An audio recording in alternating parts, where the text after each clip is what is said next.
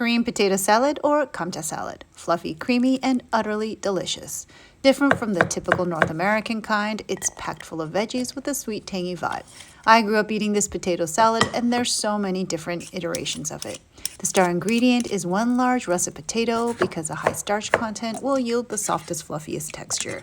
Koreans typically add all sorts of things that might not sound familiar. Corn and ham, for example, apples and raisins, celery and onion, and even Spam or canned tuna fish for that salty umami richness.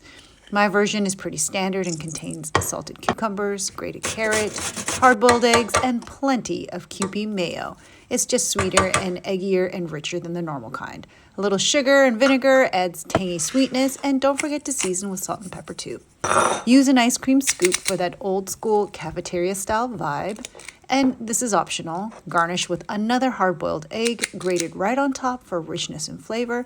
And there you have it.